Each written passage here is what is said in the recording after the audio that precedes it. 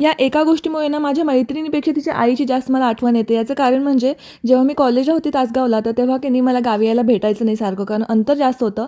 पण माझ्या मैत्रिणीच्या गावी जायचं मी कराडला, आणि तिची मम्मी ना सकाळी-सकाळी ना लवकर मला मस्त गरम-गरम चहा आणि चपाती द्यायची खायला, तेही चुलीवरची. तसं तर हे आपण लहानपणापासून खाल्लेलं असतंच, पण जेव्हा कॉलेजला होते तेव्हा हॉस्टेलला नीट जेवण मिळायचं नाही, आणि मग असं मला अचानकपणे कधीतरी खायला भेटलं ना, मला खूप आनंद व्हायचा. ही गोष्ट माझ्या हृदयाच्या खूप जवळ आहे आणि अजूनही मला तोच सीन आठवतो जिथे मी चहा पीत बसले होते त्यांच्यासोबत. स्नेहल, कोमल, निवासिनी, प्रीती, प्रणाली अशा खूप छान छान मैत्रिणी माझ्या कॉलेज लाईफमध्ये मला मिळाल्या. घरची सगळी कामं आवरून दुपारनंतर मी गेले होते नरेंद्रसोबत बाहेर, आणि झुडिओमध्ये गेले.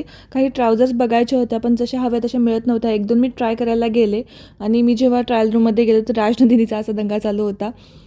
मी ही घ्यायची विचार केला, पण नंतर पुन्हा ठेवून दिली, कारण एवढं काही खास मटेरियल वाटलं नाही त्याचं. मनासारखं काहीच नाही भेटलं, त्यामुळे घरी यायला निघालो. वाटेत राजनंदिनीसाठी फ्रूट्स घेतले, आणि घरी येऊन सगळ्यात महत्त्वाचं म्हणजे थोडं क्लिनिंग करायचं होतं, तर ते करून घेतलं.